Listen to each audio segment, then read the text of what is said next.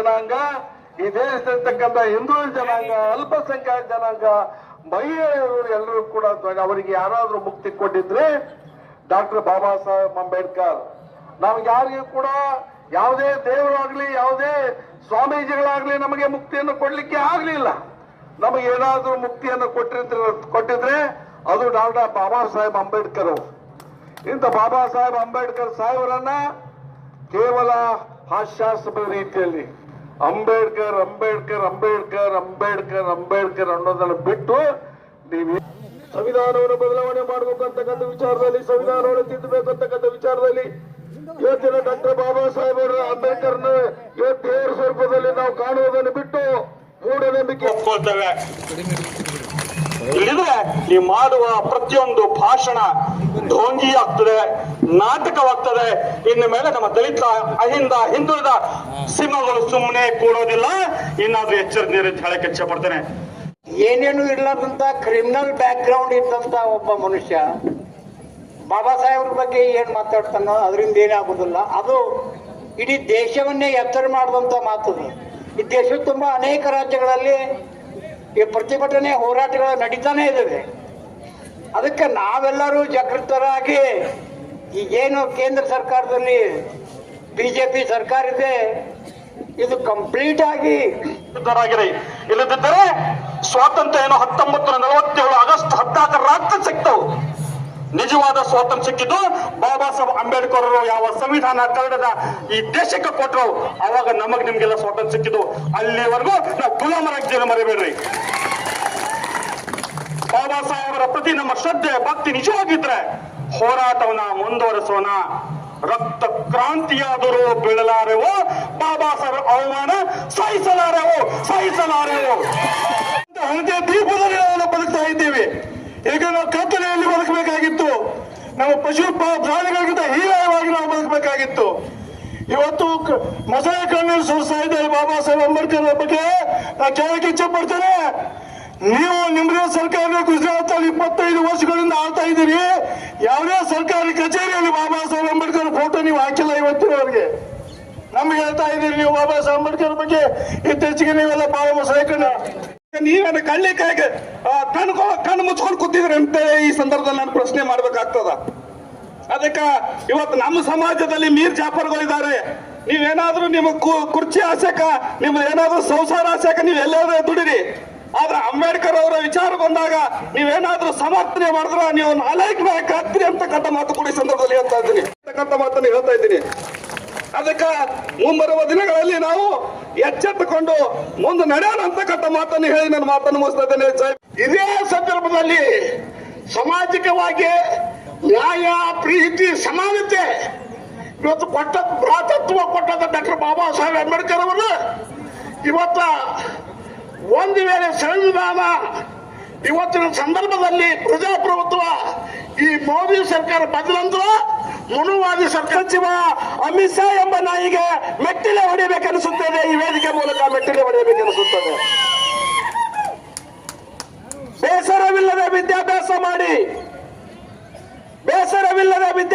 ಮಾಡಿ ವಿಶ್ರಾಂತಿ ಇಲ್ಲದೆ ಸಂವಿಧಾನ ಬರೆದು ಈ ಭಾರತಕ್ಕೆ ಒಂದು ಜೀವ ಕೊಟ್ಟಿರ್ತಕ್ಕಂಥ ಭಾರತ ದೇಶದ ತಂದೆ ಡಾಕ್ಟರ್ ಬಾಬಾ ಸಾಹೇಬ್ ಅಂಬೇಡ್ಕರ್ಗೆ ಅವಮಾನಗೊಳಿಸಿರ್ತಕ್ಕಂಥ ಮೋದಿ ಅಂತಕ್ಕವರಿಗೆ ಮೆಟ್ಟಿಲು ಹೊಡಿಬೇಕನ್ನಿಸುತ್ತದೆ. ನಾನು ಈ ವೇದಿಕೆ ಮೂಲಕ ನಾನು ಮೆಟ್ಟಿಲು ಹೊಡಿಬೇಕನ್ನಿಸುತ್ತದೆ. ಹಾಗಾಗಿ ಈ ವೇದಿಕೆ ಮೂಲಕ ನಾನು ಈ ವಿಚಾರವನ್ನು ನನ್ನ ಯುವಕರಿಗೆ ತಿಳಿಸ್ತಾ, ಕೇಂದ್ರ ಸಚಿವ ಅಂತಕ್ಕಂಥ ಒಬ್ಬ ಅಮಿತ್ ಶಾ ಅಂತಕ್ಕಂಥ ಒಬ್ಬ ಗಡಿಪಾರ ಆಗಿರ್ತಕ್ಕಂಥ ಒಬ್ಬ ವ್ಯಕ್ತಿ ಮಟ್ಟದಲ್ಲಿ ರಾಷ್ಟ್ರ ಮಟ್ಟದ ಹೋರಾಟಗಳು ಕೂಡ ತಾವೆಲ್ಲರೂ ಕಂಕಣಬದ್ಧರಾಗಿ ನಿಲ್ತಕ್ಕಂಥ ಕೆಲಸ ಮಾಡಬೇಕು ಅಂತಕ್ಕಂಥ ವಿಚಾರ ವೇದಿಕೆ ಮೂಲಕ ಹೇಳ್ತಾ ನನಗೆ ಮಾತಾಡಲಿಕ್ಕೆ ಅವಕಾಶ ಮಾಡಿಕೊಟ್ಟಿರ್ತಕ್ಕಂಥ ಕ್ರಿಸ್ತ ಶಕ ಪೂರ್ವ 197ರಲ್ಲಿ ಮನುಸ್ಮೃತಿಯನ್ನು ಬರೆಸ್ತಾರ. ಆ ಮನುಸ್ಮೃತಿ ತಲೆಯಲ್ಲಿ ಇಟ್ಕೊಂಡು ಇವತ್ತು ಏನ್ ಮಾಡ್ತಾ ಇದಾರಪ್ಪ ಅಂತಂದ್ರೆ ಇವರು ಸುಮತಿ ಬಾರಗೊಂಡಿಂದ ಮನುಸ್ಮೃತಿನ ಬರೆಸ್ತಾರ. ಆ ಮನುಸ್ಮೃತಿಯನ್ನು ತಲೆಯಲ್ಲಿ ಇಟ್ಕೊಂಡು ಇವತ್ತು ಆ ವ್ಯವಸ್ಥೆಯನ್ನ ವರ್ಣಾಶ್ರಮ ವ್ಯವಸ್ಥೆಯನ್ನ ಮತ್ತೆ ಜಾರಿಗೆ ತರುವಂತ ಹುನ್ನಾರ ಇವತ್ತು ಕೇಂದ್ರದಲ್ಲಿರುವಂತಹ ಬಿಜೆಪಿ ಮೀಸಲಾತಿಯನ್ನು ತೆಗೆದು ದಲಿತರನ್ನ ಅತಂತ್ರನಾಗಿ ಮಾಡಬೇಕು, ಅಶಕ್ತರನ್ನಾಗಿ ಮಾಡಬೇಕು ಅನ್ನೋ ಉದ್ದೇಶ ಇದೆ. ಅವಾಗ ಅವರಿಗೆ ಈಗಾಗಲೇ ಮುಸ್ಲಿಮರನ್ನ ಬಹಳಷ್ಟು ಸಂಕಷ್ಟದಲ್ಲಿ ದುಡಿದಾರೆ. ಇನ್ನು ನಂತರ ದಲಿತರಿಗೆ ಕೈ ಹಚ್ಚಬೇಕು, ಉಳಿದವ್ರಿಗೆ ಆಮೇಲೆ ನೋಡೋಣ ಅಂತ ಹೇಳಿ ಅವ್ರ ವಿಚಾರ ಇದೆ. ಅದಕ್ಕೆ ನಾವೆಲ್ಲರೂ ಜಾಗೃತರಾಗಿ ಬಹಳ ಜಾಗೃತಿಯಿಂದ ಇನ್ನು ಮುಂದಿನ ದಿನಮಾನಗಳಲ್ಲಿ ಇಂಥ ಒಂದು ಸಂಘಟನೆಗಳು ಬಹಳ ಜಾಗೃತಿ ಮಾಡ್ಲಿಕ್ಕೆ ಸಂಘಟನೆಗಳು ರೂಪುಗೊಂಡು ಅದನ್ನ ಮುಂದೂಡಿಸ್ಬೇಕಂತ ಹೇಳಿ ಅಂಬೇಡ್ಕರ್ ವಿಚಾರ ನೀವೇನಾದ್ರೂ ಎಳೆದು ತಂದ್ರೆ ಖಂಡಿತ ನಿಮ್ಮನ್ನ ಬರೋ ಚುನಾವಣೆಗಳಲ್ಲಿ ನಾವೆಲ್ಲ ಜಾಗೃತರಾಗಿದ್ದೀವಿ, ನಿಮ್ಮನ್ನ ಮನೆಗೆ ಕಳಿಸ್ತೀವಿ. ನಾನು ಆಕ್ಚುಲಿ ವಾಸ ಬೆಂಗಳೂರಲ್ಲಿ ಇರೋದು. ನಿನ್ನೆ ನಮ್ಮ ಇಲ್ಲಿ ಸಂಸದರು ಕಾಕಾಗ ವಯಸ್ಸು ಭಾಳ ಆಗೈತಿ, ಅವ್ರು ಹೋದ ಸರಿ ಇಲೆಕ್ಷನ್ ಅಲ್ಲೇ ಮನೆಗೆ ಹೋಗ್ಬೇಕಿತ್ತು.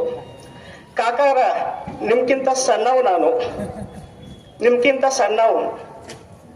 ದಲಿತರು ನಿಮ್ಮ ರಾಜೀನಾಮೆ ಯಾಕೆ ಕೇಳ್ತಾ ಇದ್ದಾರಂದ್ರ ಡಾಕ್ಟರ್ ಬಾಬಾ ಸಾಹೇಬ್ ಅಂಬೇಡ್ಕರ್ ಕೊಟ್ಟಂತ ಸಂವಿಧಾನದಿಂದನೇ ಇವತ್ತು ನೀವು ಪಾರ್ಲಿಮೆಂಟ್ ಅಲ್ಲಿ ಕುಂತಿದ್ದೀರಾ, ಅದು ಎಚ್ಚರ ಇರ್ಲಿ. ಬಾಬಾ ಸಾಹೇಬರು ಶಿಕ್ಷಣ, ಹೋರಾಟ, ಸಂಘಟನೆ ಇದು ಎಂದೆಂದಿಗೂ ಇದು ಸಾಧ್ಯ ಅಂತ ಹೇಳಿ ನಾನು ಈ ಮೂಲಕ ಹೇಳ್ತಾ ಇದ್ದೀನಿ.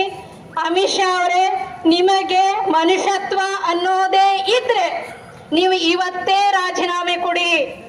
ಇಷ್ಟೆಲ್ಲ ಬಾಬಾ ಸಾಹೇಬರಿಗೆ ಅವಹೇಳನಕಾರಿಯಾಗಿ ಮಾತನಾಡಿದ್ರೂ ಕೂಡ ನಿಮ್ಮ ರಾಜಕೀಯ ಸಲುವಾಗಿ ಒಬ್ಬ ವ್ಯಕ್ತಿಗೆ ಅವಮಾನ ಆಗ್ತಾ ಇದೆ ಅನ್ನೋದನ್ನು ನೋಡಿಕೊಂಡಿಯೂ ಕೂಡ ನಿಮ್ಮ ಪಕ್ಷದ ಸಲುವಾಗಿ ನಿಮ್ಮವರನ್ನ ನೀವು ಸಮರ್ಥಿಸ್ಕೊಂಡು ಮಾತಾಡ್ತಾ ಇದ್ದೀರಲ್ಲ, ಪ್ರಧಾನಮಂತ್ರಿಗಳೇ ನಿಮಗೆ ನಾಚಿಕೆ ಆಗಬೇಕು, ನಿಮಗೆ ನಾಚಿಕೆ ಆಗ್ಬೇಕು. ಯಾಕಂದ್ರೆ ಇಷ್ಟು ಕೂಗುಗಳು ಕೇಳ್ತಾ ಇದಾವೆ, ಇಷ್ಟು ದನಿಗಳು ಕೇಳ್ತಾ ಇದಾವೆ.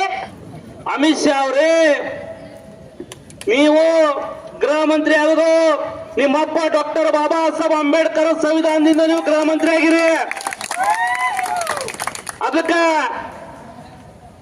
ಪ್ರತಿಯೊಂದು ಸಲ ಬಾಬಾ ಸಾಹೇಬರಿಗೆ ಮುಟ್ಟೋದ ವಿಚಾರ ನಿಮ್ಮಲ್ಲಿ ಇತ್ತಪ್ಪ ಅಂದ್ರ ಯಾವುದೇ ಪಕ್ಷ ಇರ್ಲಿ, JDS ಇರ್ಲಿ, ಕಾಂಗ್ರೆಸ್ ಇರ್ಲಿ, ನಾವೆಲ್ಲ ಜೈ ಭೀಮ್ ಬಂಧುಗಳು ಹಾಗೂ ಜೈ ಭೀಮ್ ಹಿತೈಷಿಗಳು ಹಾಗೂ ಜೈ ಭೀಮ್ ಸಹೋದರಿಗಳು ಸೇರಿ ಇವತ್ತಿನ ದಿವಸ ಅಮಿತ್ ಶಾ ಅವರಿಗೆ ಬಿಜಾಪುರ ಜಿಲ್ಲೆಯಿಂದ ನಾವು ಏನ್ ಅನ್ನೋದನ್ನ ತೋರಿಸ್ಕೊಟ್ಟಿದ್ದೇವೆ. ಯಾಕಂದ್ರೆ ಅಮಿತ್ ಶಾ ಹಿಂದೆ ಹೆಂಗಿತ್ತಂದ್ರೆ ಅವನೇ ಒಬ್ಬ ರೌಡಿ ಶೀಟರ್, ಒಬ್ಬ ಕ್ರಿಮಿನಲ್. ಅದು ಆ ಒಂದು ರೌಡಿ ಶೆಟ್ರಿಂದ ಹೊರಗೆ ಬರ್ಬೇಕಾದ್ರೆ ಅವಾಗ ಭಾರತೀಯ ಸಂವಿಧಾನ ಬಾಬಾ ಸಾಹೇಬ್ ಬರೆದಂತ ಸಂವಿಧಾನದಿಂದ ಅವ ಕ್ರಿಮಿನಲ್ ಇಂದ ಹೊರಗೆ ಬಂದು ಇವತ್ತಿನ MLA ಮಿನಿಸ್ಟರ್ ಆಗ್ಲಿಕ್ಕೆ ಬಾಬಾ ಸಾಹೇಬ್ ಬರೆದ ಒಂದು ಸಂವಿಧಾನ. ಅಂತ ಒಂದು ಸನ್ನಿವೇಶದಲ್ಲಿ ಈ ಅಮಿತ್ ಶಾ ಅವರನ್ನ ಯಾಕಂದ್ರೆ ಈ ವೇದಿಕೆಗೆ ಸಾಕಷ್ಟು ಜನ ಮಾತಾಡ್ತಾ ಇದ್ದಾರೆ.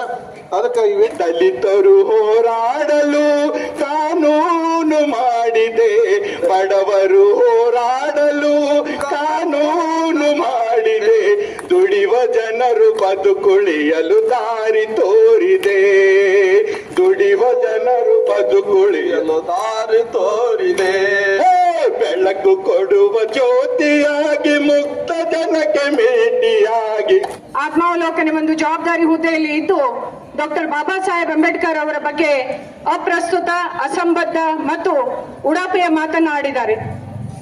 ಅಮಿತ್ ಶಾ ಅವರೇ, ಈ ಒಂದು ವೇದಿಕೆಯ ಮೂಲಕ ತಮ್ಮನ್ನ ನಾನು ಕೇಳಲಿಕ್ಕೆ ಇಷ್ಟಪಡ್ತೀನಿ.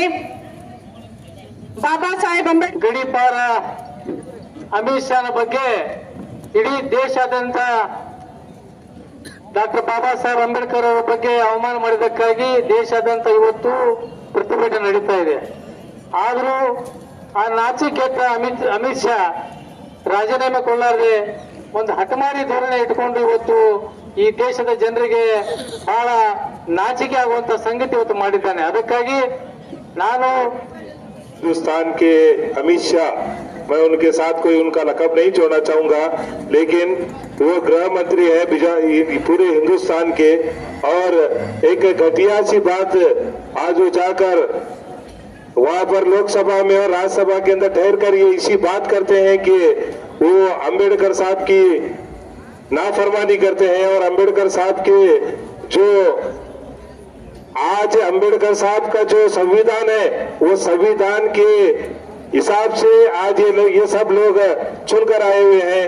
और मैं खासकर मैं अभी ज्यादा आपका वक्त नहीं ಮತ್ತು ಅಹಿಂದ ನಾಯಕರಾದಂಥ ಶರಣಪ್ಪಣ್ಣ ಸುಣಗಾರ್ ಅವರು ಮತ್ತು ಕಳ್ಳಿ ಮನುಷ್ಯರು ಮತ್ತು ಎಲ್ಲ ನಾಯಕರು ಇವತ್ತ ಕೇಂದ್ರದ ಗೃಹ ಮಂತ್ರಿಯಾಗಿ ಇವತ್ತ ಡಾಕ್ಟರ್ ಬಾಬಾ ಸಾಹೇಬ್ ಅಂಬೇಡ್ಕರ್ ಅವರ ಬಗ್ಗೆ ಅತಿ ಹಗುರವಾಗಿ ಮಾತನಾಡಿದನ್ನ ಇವತ್ತ ಬಿಜಾಪುರ ಬಂದ್ ಕರೆ ಮುಖಾಂತರ ಇವತ್ತು ಖಂಡಿಸ್ತೇವೆ ಅಂತಕ್ಕಂಥ ಮಾತನ್ನ ಹೇಳಿ ನನ್ನ 2 ಮಾತುಗಳನ್ನು ಮುಗಿಸ್ತೇನೆ. ಜೈ ಭೀಮ್, ಜೈ ಪ್ರಭು ಕೇಳ್ಕೊತಾ ಇದ್ದೇನೆ. ಅದೇ ರೀತಿ ಇದೇ ದಿನಾಂಕ 31ರಂದು ಭಾರತೀಯ ಮುಕ್ತಿ ಮೋರ್ಚಾದಿಂದ ಭಾರತ್ ಬಂದ್ ಕರೆಯನ್ನ ಬಾಬಾ ಸಾಹೇಬ್ ಅಂಬೇಡ್ಕರ್ ಅವರಿಗೆ ಅವಮಾನಿಸಿದ್ದನ್ನು ಖಂಡಿಸಿ ಹಮ್ಮಿಕೊಂಡಿದ್ದಾರೆ. ಅದಕ್ಕೂ ಕೂಡ ತಮ್ಮೆಲ್ಲರ ಪ್ರಗತಿಪರರು ಕೂಡ ಬೆಂಬಲಿಸುವುದರ ಮುಖಾಂತರ ಯಾರು ಅಮಿತ್ ಶಾ ವಿರೋಧಿಯ ಧ್ವನಿಗಳು ಇಡೀ ದೇಶ ಕಲ್ಪಿಸಿ ಕೊಟ್ಟಂತ ಬಾಬಾ ಸಾಹೇಬ್ ಅಂಬೇಡ್ಕರ್ ಅವರಿಗೆ, ಬುದ್ಧ ಬಸವರಿಗೆ ನಾನು ಪ್ರಣಾಮಗಳನ್ನು ಸಲ್ಲಿಸುತ್ತೇನೆ. ಬಂಧುಗಳೇ, ತಾವೆಲ್ಲರೂ ಕೂಡ ಈ ಬಹುತ್ವ ಭಾರತ ಪ್ರಜಾಪ್ರಭುತ್ವ ದೇಶವನ್ನು ಸಮಾನವಾಗಿ ನಮ್ಮ ಹಕ್ಕು ಕೊಡಬೇಕು ಅಂತಕ್ಕಂಥದ್ದು ಬಾಬಾ ಸಾಹೇಬ್ ಅಂಬೇಡ್ಕರ್ ಆಸೆ ಆಗಿತ್ತು. ಅಷ್ಟು ಜನ ಇಲ್ಲ, ಆ ಕಾರಣಕ್ಕೆ ಇದ್ದವರಿಗೂ ಅವಕಾಶ ಮಾಡಿಕೊಡ್ಬೇಕಂತಕ್ಕಂಥ ಒಂದು ಭಾವದಿಂದ ಎಲ್ರಿಗೂ ಕೂಡ ಅವಕಾಶ ಕೊಟ್ಟಿದ್ದೇವೆ. ತಾವೆಲ್ಲರೂ ಕೂಡ ಅವರ ವಿಚಾರವನ್ನು ಕೇಳಿದ್ದೀರಿ. ಈಗ ಸಮಾಜ ಬೇಕಾಗಿಲ್ಲ. ಅಂಬೇಡ್ಕರ್ ತಂದೆಗಳು ಬಲಿಷ್ಠ ಸಂವಿಧಾನ ಕೊಡ್ಲಿಕ್ಕಂದ್ರ, ಅಕಸ್ಮಾತ್ ಅಂಬೇಡ್ಕರ್ ತಂದೆಗಳು ಸಂವಿಧಾನ ಕೊಟ್ಟಲಿಕ್ಕಂದ್ರೆ ಏನಾಕಿತ್ತಪ್ಪ ಅಂದ್ರ ನಮ್ಮ ಭಾರತಕ್ಕೆ ಪ್ರಥಮ ಪ್ರಧಾನಮಂತ್ರಿಗಳು ಯಾರು? ಜವಾಹರ್ಲಾಲ್ ನೆಹರು. ಹೌದಲ್ಲ? ಎಲ್ಲರಿಗೂ ಏನ್ ಹೆಸರ್ತಾರ? ಅವ್ರ ಮೊಮ್ಮಕ್ಳಿಗೆ ಏನಂತಾರ? ಬಂಗಾರ ಚಮಚ ಬಾಯಾಗಿ ಇಟ್ಕೊಂಡು ಹುಟ್ಟದವ್ರು ಅಂತಾರ. ಹೌದಲ್ಲ? ಅವರ ಪ್ರಧಾನಿ ಆಗಿ ಹೋಗ್ಬಿಡ್ತಿದ್ರು. ಅವತ್ತೆಲ್ಲ ಕಡಿತಕನ ಅವರೇ ಹಾಕಿದ್ರು. ಇವತ್ತು ನೀವ್ ಯಾರೇ ಪ್ರಧಾನಮಂತ್ರಿಗಳಾಗಿದ್ರಿ ಅಂದ್ರ, ನೀವ್ ಯಾರೇ ರಾಷ್ಟ್ರಪತಿಗಳಾಗಿರಿ ಅಂದ್ರ, ನೀವ್ ಯಾರೇ ಗೃಹ ಸಚಿವರಾಗಿರಿ ಅಂದ್ರ, ನೀವ್ ಯಾರೇ ಉನ್ನತ ಹುದ್ದೆಯೊಳಗದಿರಿ ಅಂದ್ರ, ಅದಕ್ಕೆ ನೀವ್ ಎಲ್ಲಾರು ಯಾರು ನೆನೆಸ್ಬೇಕು? ಅಂಬೇಡ್ಕರ್ ತಂದೆಗಳನ್ನ ನೆನೆಸ್ಬೇಕು. ಅಂತ ಈ ಜಿಲ್ಲೆಯ ಎಲ್ಲ ಆರಕ್ಷಕ ಸಿಬ್ಬಂದಿಗಳಿಗೂ ಕೂಡ ನಾವು ತುಂಬ ಹೃದಯದ ಧನ್ಯವಾದಗಳನ್ನ ಅರ್ಪಿಸ್ತಾ ಇದ್ದೀವಿ. ಈ ಬಂದ್ ಯಶಸ್ವಿಗೆ ಕಾರಣರಾಗಿರ್ತಕ್ಕಂಥ ಪ್ರತ್ಯಕ್ಷವಾಗಿ ಮತ್ತು ಪರೋಕ್ಷವಾಗಿ ಕಾರಣರಾಗಿರ್ತಕ್ಕಂಥ ಎಲ್ಲ